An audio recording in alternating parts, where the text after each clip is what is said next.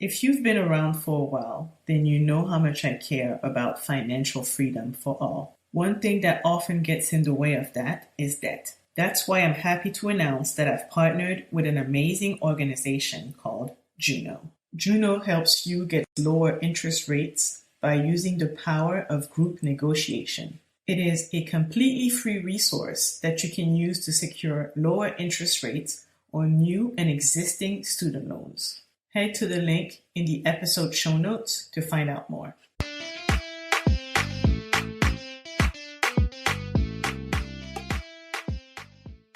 This is the Dreamers Podcast, episode 24, with Lauren Miller. Today is June 29th, 2021. That was one of my father's biggest honors, was being able to carry out Maynard Jackson's vision of truly achieving economic empowerment for Black people in Atlanta. And that also served as one of the many foundations to why Atlanta is the way it is today. And so, when people talk about Atlanta being a Black Mecca, it's because people like Maynard Jackson, people like my father, or many people came before to lay the groundwork for this to be the Mecca that it is today. Hello, world. Welcome to the Dreamers Podcast. I am Stephanie Anne-Lyse, also known as Anne-Lyse Wealth. I am a financial coach and an author. I self-published my first book, Dream of Legacy, a guide to help dreamers reach financial independence and build generational wealth. In this podcast, I'll have conversations with experts and thought leaders who dare to follow their dreams. You'll hear about their journey and their money stories. I hope it inspires you, dreamers out there, to live life on your own terms. Come on, dreamers, let's change the world! This episode is brought to you by Dream of Legacy. Check out dreamoflegacy.com for resources to assist you on your journey to financial independence. Hello, dreamer. Welcome to the Dreamers Podcast. I'm your host, Anne-Lyse Wealth, and I'm so happy you've joined me on today's episode. If you're an OG listener, thank you for coming back week after week. If you're a new listener, I'm so glad you are tuning in today. I hope you enjoyed the podcast. Please leave us a review on Apple Podcast and a rating so more people like you can discover the podcast. And also, don't forget to hit subscribe so you never miss an episode. Today on the podcast, I am chatting with Lauren Miller. I stumbled upon Lauren's work around legacy building, generational wealth, and succession planning, especially in the Black community. And I thought, wow, I would love to have her on the podcast. Lauren Miller is a storyteller, a serial entrepreneur, and a steward of her family's legacy. She's the founder of the millennial-focused lifestyle and travel brand, CANT STAY PUT. Lauren is a daughter and granddaughter of entrepreneurs. She was living her life building her own brand until her father became terminally ill. That's when she took on the role of her father's caretaker, with the task of helping him secure his legacy and prepare her and her siblings for his departure. Today, 2 years after her father's death, Lauren and her brother now run the second-generation consulting firm her father started the year before she was born. But before this point, Lauren took 2 years off from her own business endeavors to successfully transition her father's company. She's now back to pursuing her business and brand while also working on carrying her father's legacy forward. Lauren Miller is on a mission to use her family story as a case study to teach and give insight to her peers on building a legacy of their own, while also being a steward of the legacy of those that came before them. If you know me, you know that those are the type of conversations that light me up. We don't hear about those stories enough in the Black community, and I believe this should be normalized. So today on the menu, we're talking legacy, succession plan with a side of generational wealth. Lauren shares her experience as a second-generation business owner. Only 30% of businesses in the U.S. make it to the second generation. I don't know the numbers for the Black community specifically, but I think it's safe to assume that the percentage is even lower. During our conversation, Lauren shares that her great-great-grandfather purchased land in 1910, land that is still in the family today and that is used in their farming operations. We discussed how understanding the sacrifices that the previous generations made before you can help you carry the legacy. Lauren shares advice for parents interested in transmitting business to their kids and what a successful wealth transfer and succession plan looks like. We talk about how parents can help their kids explore other avenues so that they can become an even better asset for the family's business. And Lauren also shares anecdotes about how her father and the first Black mayor of Atlanta, Mayor Maynard Jackson, were instrumental in making Atlanta the Black Mecca that it is today. So much wisdom from Lauren. I can't wait for you to hear this interview. So here it is. Before going back to today's episode, please take a minute to rate and review the podcast if you're listening from an Apple device. Let's get back to today's episode. Lauren Miller, welcome to the Dreamers Podcast. Thank you. Thank you. Thank you for having me. I'm so excited to be here. Oh, I'm so glad to have you here. I discovered you through a podcast interview you did, and you were talking about generational wealth and succession planning in the Black community. And, you were sharing your family story and your desire to continue your father's legacy, but also to build your own. And, I remember thinking, wow, that's exactly what I'm going through. And I love the work that you do. So I can't wait for our listeners to find out more about you. Yes, I can't wait to dig in. Please tell our listeners a little bit more about you and what you do. Yeah. So I am an entrepreneur, multimedia storyteller, small business owner, world traveler. But as it relates to this particular conversation, I serve as the owner and director of business development for Millie Consulting, which is the company that I inherited from my father. I split my time between doing that and then running my own entrepreneurial endeavors. As the director of business development, I run the management consulting firm with my brother, who serves as the CEO, and we specialize in inclusive policy initiatives, opportunity creation, and disparity study analysis, procurement disparity study analysis. So we do a lot of work with the public and private sector on increasing minority participation in contracting and spending. You talk about generational wealth. How do you define generational wealth? I define generational wealth as setting up the foundation that will continuously benefit, impact your family beyond one generation.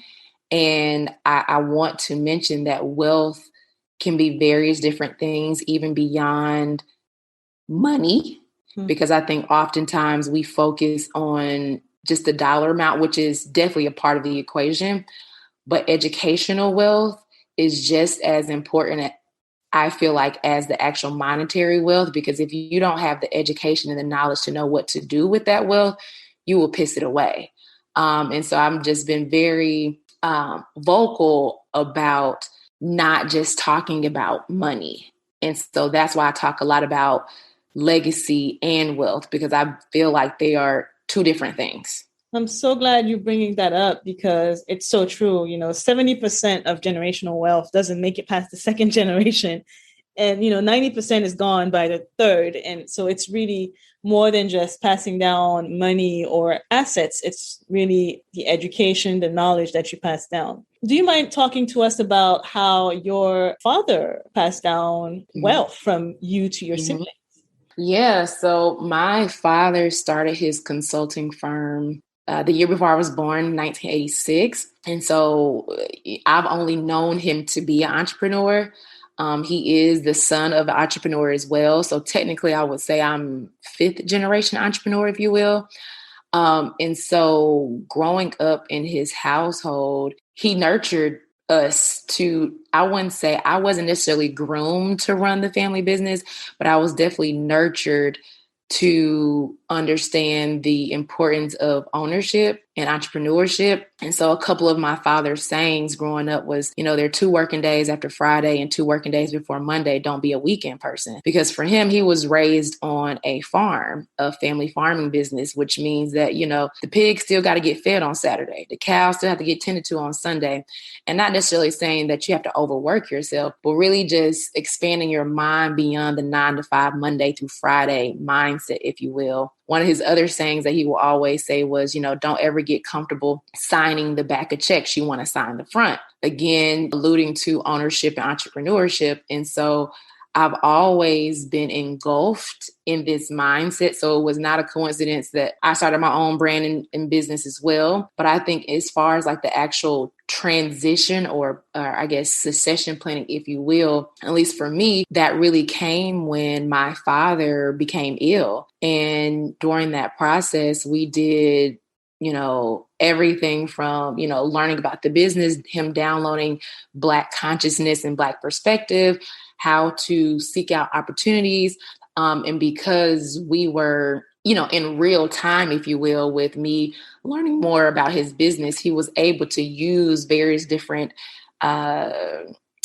situations as learning modules, if you will. And I recorded a lot of his lessons. And so we really did have a full-on process, if you will, like the passing of the baton process, if you will. And I will be totally honest, I feel like this was the first time within our family that this process actually took place. And so although we've been able to maintain ownership and wealth through land ownership and farming over 5 generations, I don't think there was ever an intentional process like what me and my father went through. Because I'll be honest, and this is something else that I speak about as well too, typically when we get the baton, we run our race until we burn out.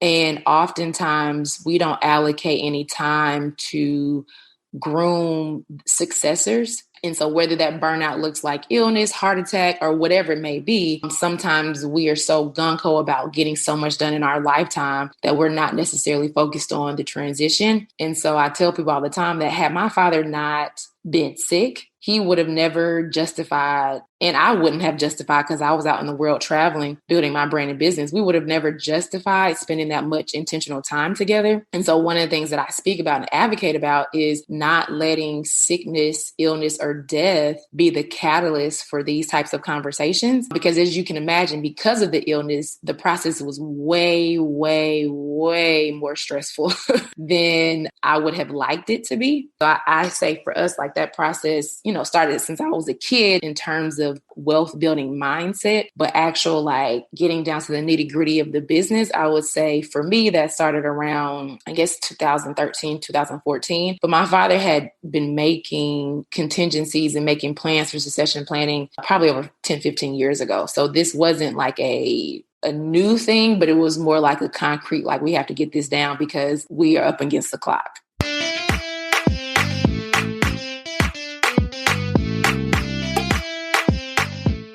If you've been around for a while, then you know how much I care about financial freedom for all. One thing that often gets in the way of that is debt. That's why I'm happy to announce that I've partnered with an amazing organization called Juno. Juno helps you get lower interest rates by using the power of group negotiation. It is a completely free resource that you can use to secure lower interest rates on new and existing student loans. Head to the link in the episode show notes to find out more.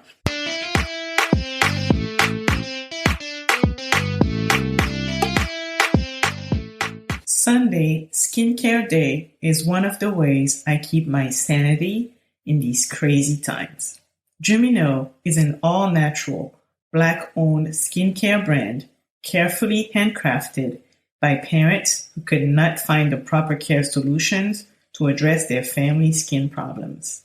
All Jumino products are made of organic and high-quality ingredients, meticulously chosen to give your skin the smooth results and the glow it deserves.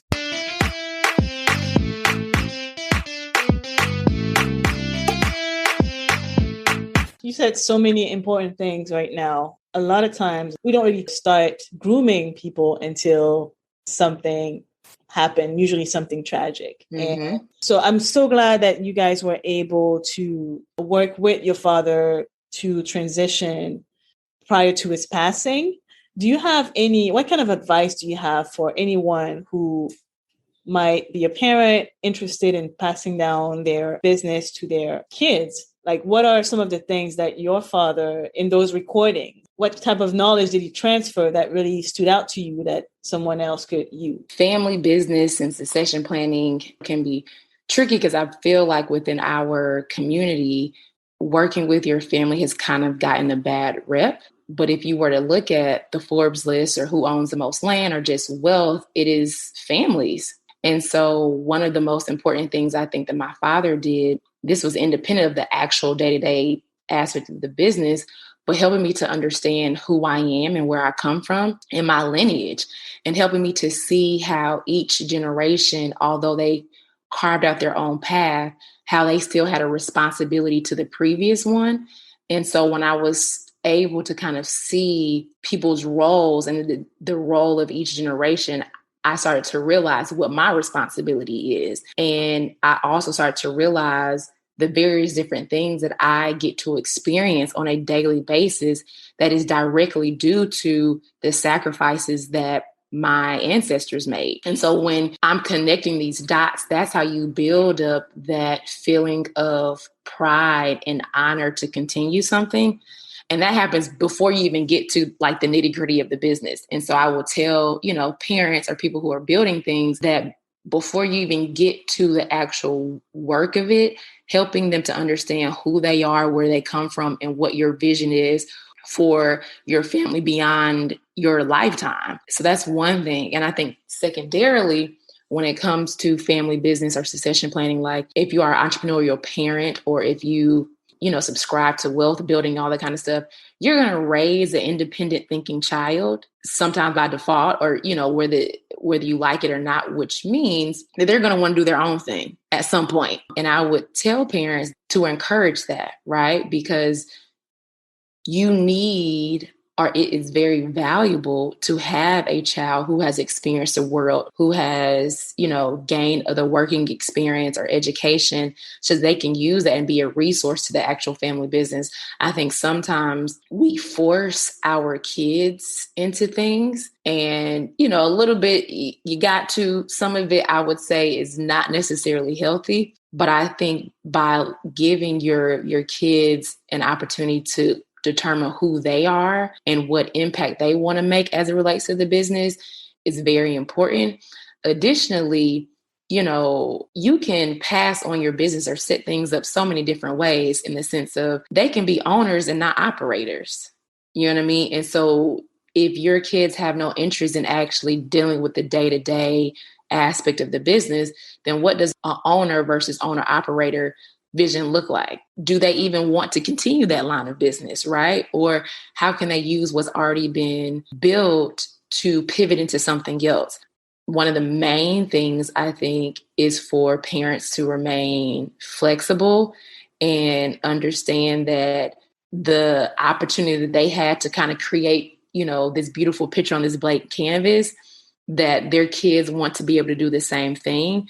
I feel like even in my plight, I've always wanted to make sure that I was my own person outside of who my parents are or what they have done. And so I think partially why I was so, I wouldn't say excited because I wasn't excited at first, but partially why I think I kind of came around was because I had lived a lot of my life and I had pursued a lot of my dreams and aspirations, and I still am. So, what I would say to parents is to nurture and to teach your kids who they are and where they come from.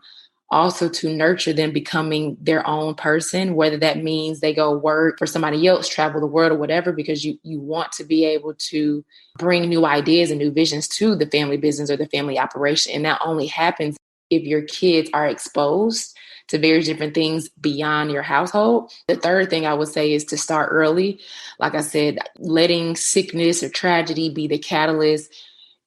Sometimes it doesn't work. In my case, my father was ill and he lived for another 4 years.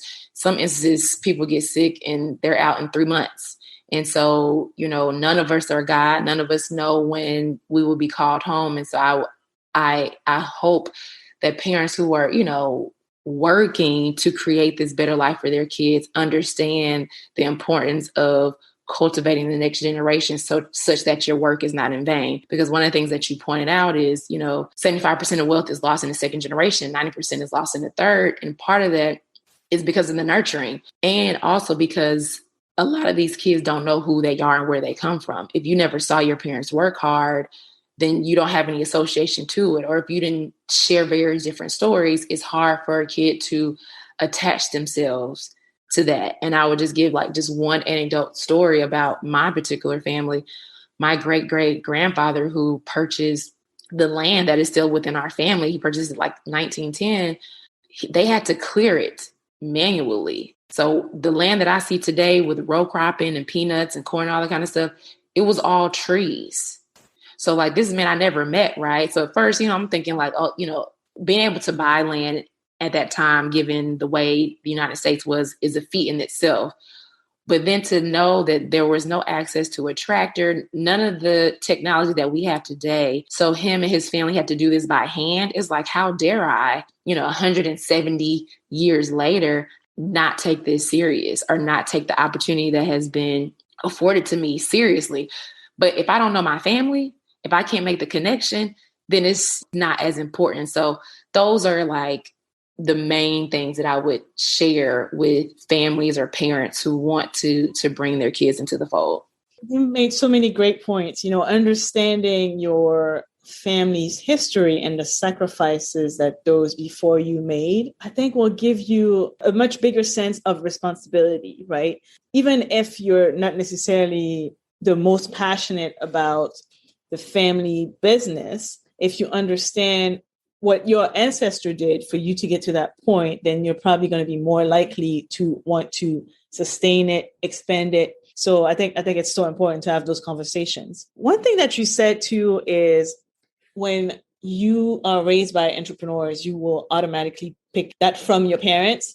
I think sometimes parents who are entrepreneurs don't necessarily expose their kids to it, or they don't take them to their place of business. And I think it's harder for kids to relate to entrepreneurship if they're not exposed. I'm curious to hear stories from when you were younger about your experience as a child of an entrepreneur. Listen, I was at my dad's office being a terror, acting like I was a little drill sergeant. So since didn't even know the nature of his business, but was going around to his employees telling them if they didn't do their work, I was going to tell my father. But to your point, I was paid my age as an hourly rate since I was a little kid. And so, whether that's, making copies or answering the phone or delivering messages or whatever, I've always, I think, have been engulfed in my dad's business, even from flying. I started flying by myself at 5 years old because my mom took a position under the Bill Clinton administration in DC. And so my parents would ping pong me back and forth between Atlanta and DC. But back in the day, you could still go to the airport and go through the gates without having a ticket. This is before 9/11. And so my father would schedule meetings while he was waiting for me to take off in the Delta Crown Room, because I'm from Atlanta. So Delta is the airline here. And so I would just see him, be a dad in the sense of being here to make sure I get off on time, but also be an entrepreneur, create, opportunities and set up meetings. And so I've always seen him working or just pursuing things. Of course, as a kid, you don't know the magnitude of what that is or what that means. But in terms of being engulfed and being exposed to the business, I've been exposed since I was a child. And same even with the farming operation. I spent my summers on the farm, holidays. And so I've ridden the tractor with my grandfather, the whole nine. And so most of my childhood is really shadowing, depending on the type of business you're in, it varies, but that's been my experience. Totally engulfed, came from my father. Still to this day, I think my biggest paycheck still came from working the business. So just understanding the value in that. And I think the sooner you can introduce your kids to it, the better, but introducing them through not through like a very controlling, you have to do this type of way. Because it was never like that for me. Like I wasn't forced into doing what I'm doing. I started working in my father's business. Probably I was somewhere around, age 7. And I was just always around. And I think that definitely helped me develop that entrepreneurial mindset. And, one thing that you talk about is your desire not only to continue your father's legacy, but also to build your own.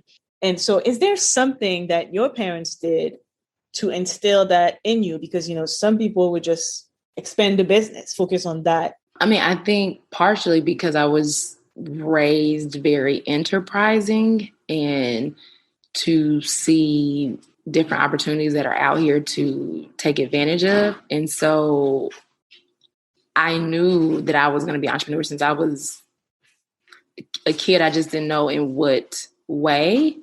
And I'll be honest, I didn't want to work the family business when I graduated from high school. I had no interest. Like I used to do stuff when I was in high school, like data entry stuff, just to make some extra part-time money. The work itself wasn't in line with what I wanted to do. So me creating my own path was always something that I wanted to do. I think now one of the things that can be challenging is having this inherited responsibility with your own sets of goals and aspirations and figuring out how to balance them. And so that's what I'm still learning how to do. I'm hoping to learn from you here.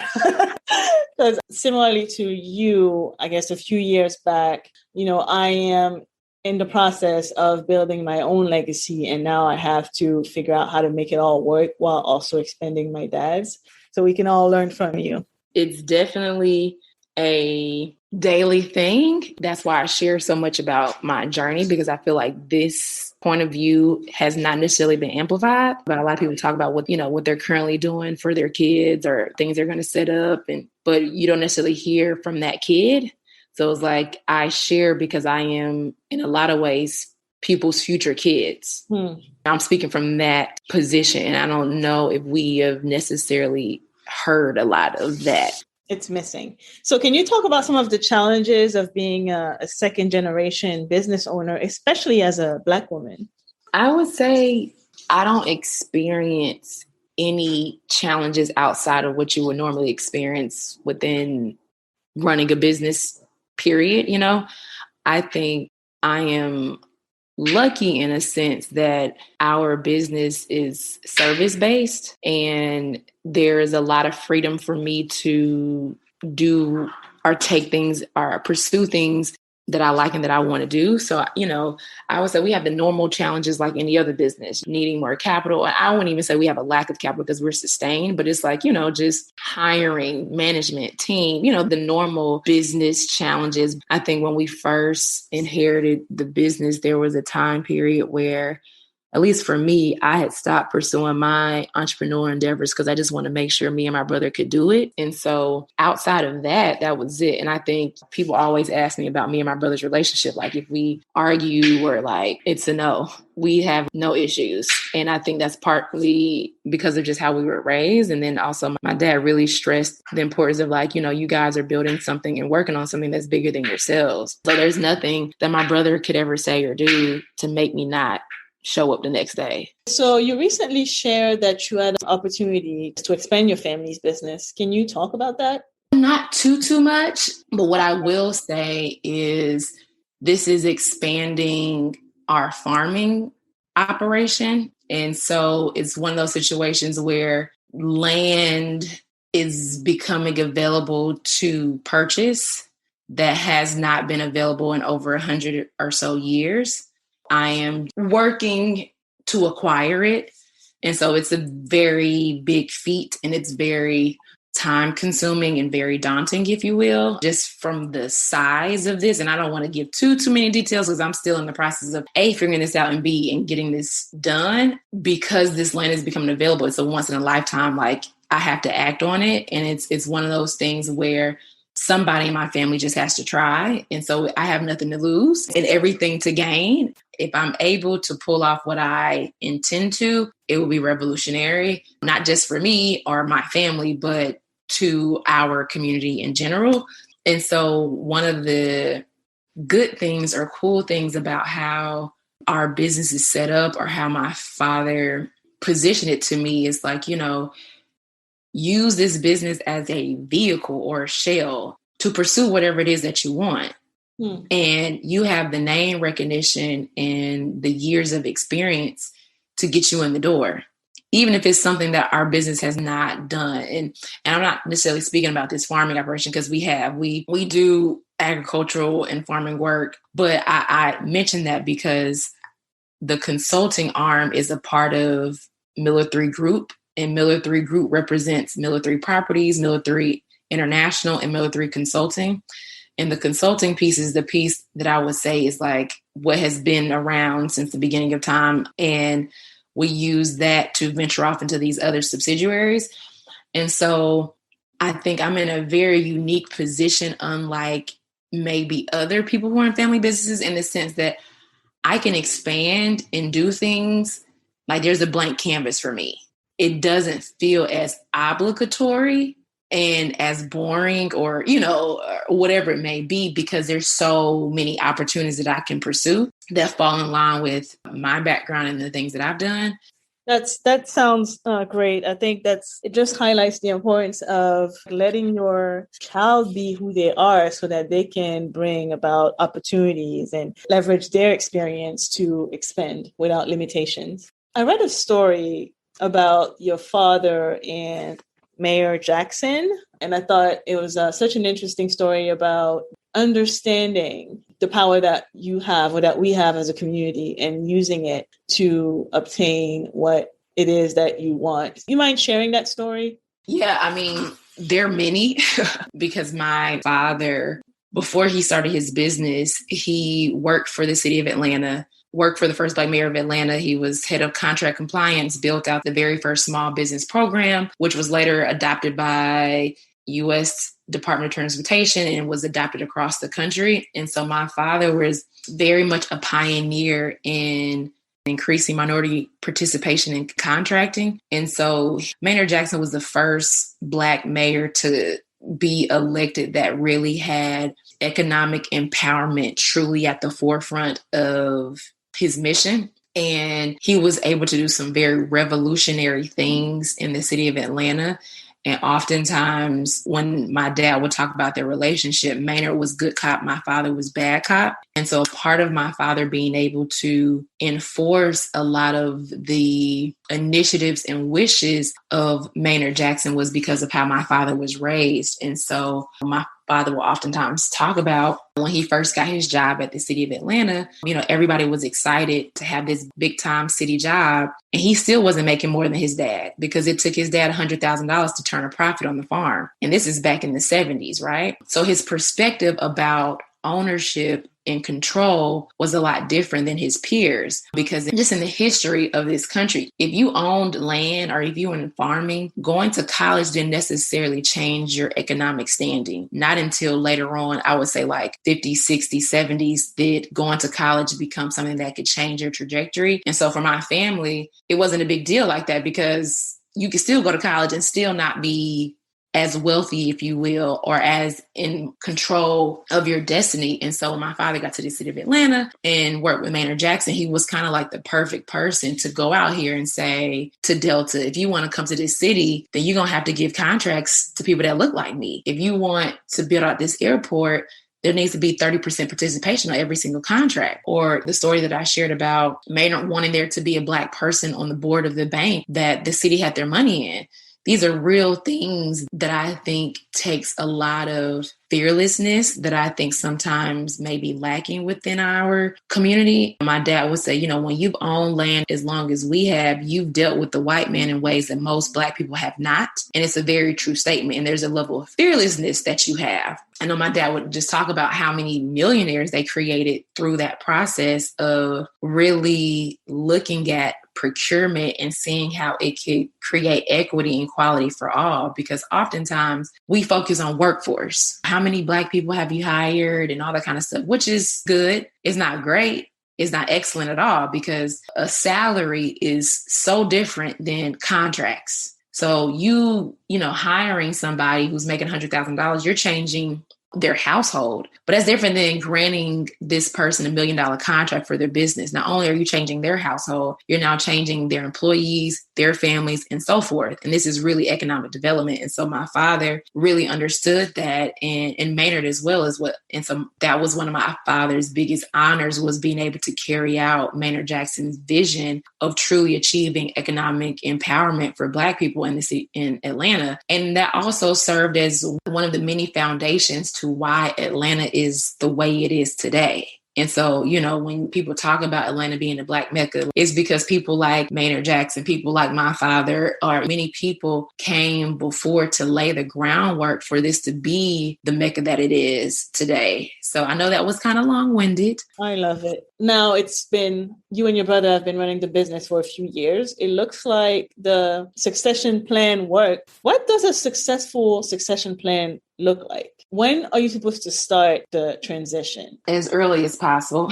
I would say starting early, identifying who your successor is, really having a conversation with your family to see if they're even interested. Like, what does that look like? What is the mission? What is your vision beyond your generation? Do your kids have any interest in owning, or in operating, or do they just want to own? So before you actually do work that involves the planning, there's a lot of getting clear on your vision in your mind and getting clarity from the people within your family before you even start the process. And so once you have an idea of your vision, your goals, what you want this business to be for your family, is it really the business, or is it what the business can do to change your family's standing, such that could this business pivot into something else? And so I think all of those questions and thoughts, the owner of that business needs to have one-on-one with themselves, but then also open that up to their actual family and to have these conversations, hypothetical, or just dream. Because I think a lot of succession planning is really dreaming and envisioning. And I just don't know if we have in our community have done that as a collective, as a family. I think it's one of the most beautiful experiences you can have with your family, just to see what this could be like. How can we do it? And what does that even look like? I would say that's where you start. Beyond that, it's putting together the game plan. So if y'all are starting 5 years before the transition, and I also want to note that as an owner of your family business, what you're also trying to determine is, what does retirement look like for you? Because I think a lot of times when we become entrepreneurs, we don't necessarily think about the day when we won't be doing what we're doing anymore. And I think that's very important, because it doesn't mean that you no longer work, right? Because I think a lot of entrepreneurs also say they can never see themselves not doing anything. And that's very true even for me, but that doesn't mean that you're still doing what you're doing right now, 30 years from now. It may be something totally different. And so I think looking at that as an owner, when do I want to step back and just play an advisory role? When don't I want to have any dealings in the day-to-day operation? When do I want to get to the point where I don't play not one role? I just get a check and that's it, or whatever it may be. And so really thinking about those things really will help in guiding you in the actual process. Once you kind of wrap your mind around your vision, your goals, and you have these various different conversations with your family, then it becomes, who is the successor? Who needs the training? What is the gap in their knowledge? So does this person need to go back to school? Does this person need certifications? Should they be going to get experience somewhere else? Really trying to figure out what the gaps are, that delta, if you will, to get you to that point to where you feel comfortable. And then also documenting, recording from a procedural standpoint, your SOP, so your standard operating procedures of how you do various different things, which depending on what type of business you're in, you may already have these things fleshed out. But if you don't, this is where you really do need to start that process of mapping out what that looks like and really kind of building this relationship with your successor. There's also the transfer of your network. And that's beyond here's my email list of everybody that, I know or worked with. Really transfers like making introductions and inviting your successor with you in meetings so people can start to be acclimated to this new person. I will also say hiring the various different service providers that you may need, whether that be an accountant, a lawyer, a banker, management consulting, because there are people that will come in and help you do this. So, if you feel like succession planning is 10 years down the line, but you need to start doing that now, you can definitely bring in consultants to help with the process. And that's why I say starting earlier is better. And I will also just end with the fact that succession planning is not a one-time event. It's a process. If you think you're going to have a roundtable discussion and sit down and write all of this out, or, on a conference call or a Saturday meeting, you're sadly mistaken. This is not how this works. It is a process that takes time. The training itself of your successor could take 3 to 5 years, depending on the type of business you're in. And that's just the training part, right? Not the documentation, not getting the lawyers, all of the various different technical things that need to be done. Thank you. That was some great tips that you shared there. I'd like to end the interview with a round of rapid fire questions. I'm excited. Let's go. Tell me about a book that changed your perspective on life. I will say The Alchemist. Love that book. What's one thing about money you wish you could tell your younger self? That it's a whole lot of it out here. That it's a whole lot out here, not to operate in a scarcity mindset. What's the best investment in yourself you ever made? Investing in my dreams, whether that's in time, monetary, and what that looks like is a multitude of things, right? I think I quit my job at 25. So investing in my education, whether it be conferences, investing in getting to know people, my social network. But I think, for me, once I decided that I was going to live a very purpose-driven life, there is no resource or tool or anything that I feel like is too expensive. I may not be able to afford it, but I don't think that investing in yourself comes at a cheap price. Fill in the blank in 3 words or less. Money to me is a tool to make impact and to serve others. That was more than 3 words. Oh, totally did not count. So is a tool. That's 3 words. What do you want your legacy to be? I want my legacy to be that I impacted and served over 250 million people around the world through my story, through entrepreneurial endeavors, and that I was able to change people's mindset, thinking, action to become better people and to make this world a better place. Yeah, I just want my legacy to be, that I was a very fearless woman who literally left everything. Like I died without any potential. That's really what it is. I don't want to die with any potential. Well, Lauren, it's been a pleasure to have you on the podcast. Thank you so much for sharing your expertise with the dreamers. Can you tell our dreamers where to find you? Yes. So you can find me on Instagram at lauren.rosa.miller. Also, my website, laurenrosamiller.com. And I have a podcast, Walk Around Knowledge with Millie. That website is walkaroundknowledge.com. So yeah, those are the places you can find me. I'm on Facebook, Twitter as well, same handles. Well, thank you so much. Thank you so much for having me. I really enjoyed having this conversation with you, and I hope that it will be beneficial and helpful and healing to your listeners. Absolutely. That was Lauren Miller, everybody. I hope you enjoyed today's episode. I have a few key takeaways from today. A successful wealth transfer is about more than money. It's also about transmitting history, values, network, and so much more. Another takeaway is to encourage your kids to explore and go on their own entrepreneurial journey so they can become an asset to the family business. Then succession planning and transition is an activity or something that must begin years in advance. It's a process. It's not a one-time event. And I think the fourth takeaway from this interview is the importance of understanding the sacrifices of the previous generations and how that can help you carry the legacy forward. I hope you enjoyed today's episode. Coming up in July, we have business strategist, best-selling author, and serial multimedia entrepreneur, Tina Wells. We also have television anchor and personal finance columnist turned entrepreneur, author, and podcaster, Bobby Rebel. And we'll also be chatting with one of the only 2 Black American NASCAR drivers and a serial entrepreneur, Jesse Iwoji. If you enjoyed today's episode, here's what you can do to support me and help more dreamers discover the podcast. Leave a review on Apple Podcasts or wherever you listen to podcasts. I read every single review and I'll select one review to read on the podcast every month. Subscribe to the podcast so you never miss an episode. Share the podcast with your family, friends, and coworkers. And if you really enjoyed today's episode, tag me on Instagram at thedreamers.podcast and let me know what you liked about it. All right, dreamers, that's it for today. I will see you back here next week for another episode of the Dreamers Podcast. Okay, dreamers, time to build this legacy. This podcast is for general information purposes only. It is not intended to provide any tax, legal, financial planning, insurance, accounting, investment, or any other kind of professional advice or services. Please consult with an appropriate tax, financial, or legal professional to receive appropriate advice based on your situation.